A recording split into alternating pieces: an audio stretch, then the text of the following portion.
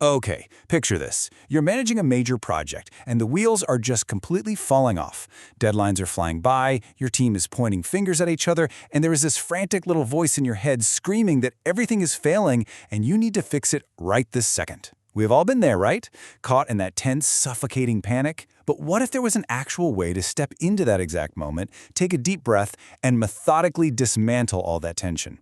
Well, in this explainer, we're going to dive into how we can resolve real-time conflict and genuinely transform our teams using what's known as the CURE method. When a project completely derails, it is so incredibly easy to slip straight into survival mode. You definitely know the feeling. Your heart rate is up, you're reacting to every single missed deadline with sheer panic, and you are literally just trying to survive the day. But here's the thing. Survival mode is a total trap. It stops you from seeing clearly. The antidote to that is balanced leadership. It's making that conscious, deliberate decision to just say, okay, let's pause.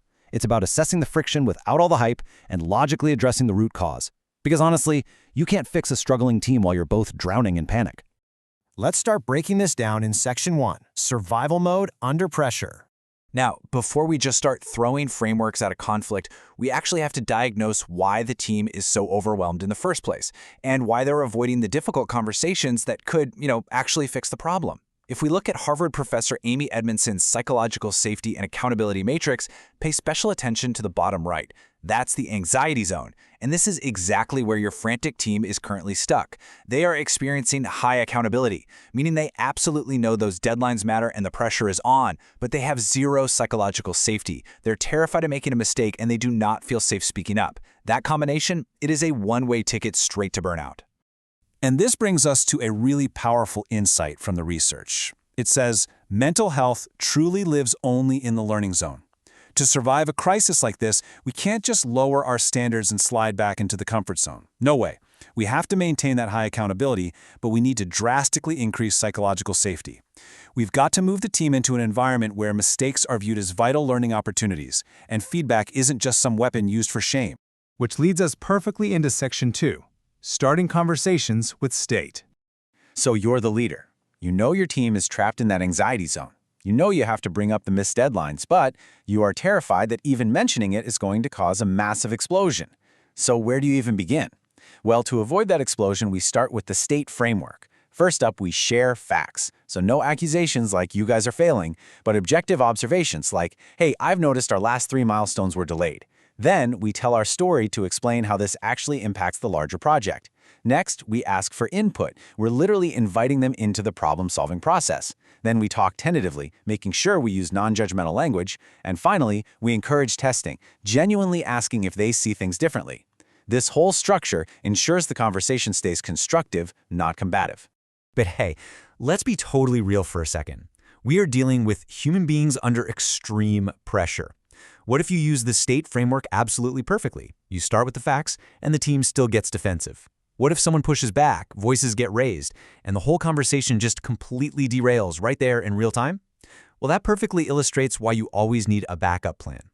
Enter our backup plan in Section 3, applying the CURE method. When misunderstandings escalate and the state framework just isn't enough, we bring in the CURE method. That stands for collect, understand, recover, and engage. I want you to think of this as your real-time deployment mechanism. It is designed specifically to reestablish trust and clarify miscommunication right when things are actively going off the rails. So let's break down exactly how you execute each of these phases in the heat of the moment. Phase 1 is collect. Look, when a team member pushes back aggressively, your natural human instinct is probably to react immediately and defend yourself, right? But this framework suggests hitting the pause button. In the collect phase, we actually step back to gather unbiased data and individual perspectives first. That might mean pausing the whole meeting and having a few one-on-one conversations. We absolutely need unbiased data before we can even attempt to address the friction holistically. Okay, so once we actually have the data, we move to understand. And here's the real game changer. Treating a team member's emotional exhaustion as a completely valid data point. We want to validate their frustrations openly without any immediate judgment. You might say something like, listen, I completely understand you're feeling incredibly frustrated about this timeline. By validating the emotion right alongside the hard facts, you almost instantly disarm that defensiveness. But inevitably, even after you do a great job validating emotions, you might find yourself stuck in a loop. The team just keeps complaining about past failures, or they just keep circling around the exact same immovable obstacle.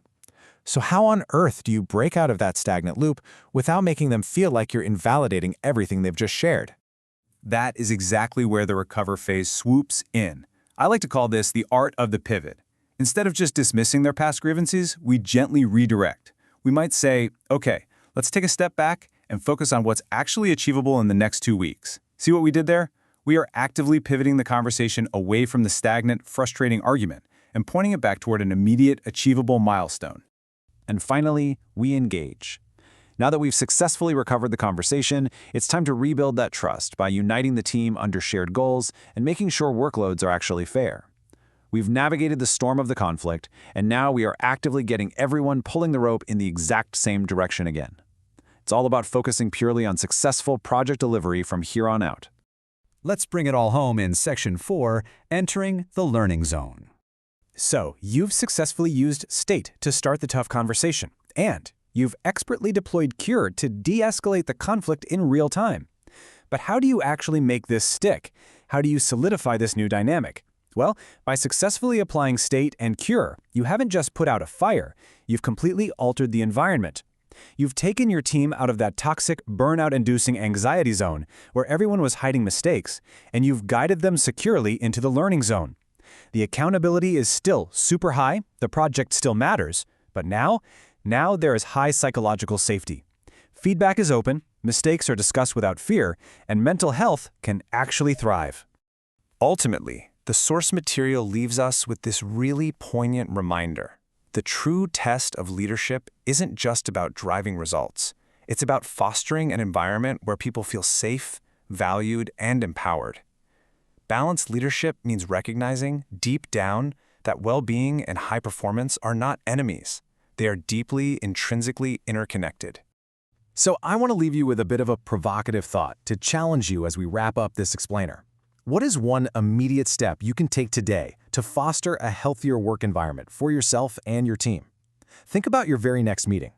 Are you going to lead from that frantic survival mode, or will you use the cure method to actually foster resilience? The choice and the entire culture of your team is entirely in your hands.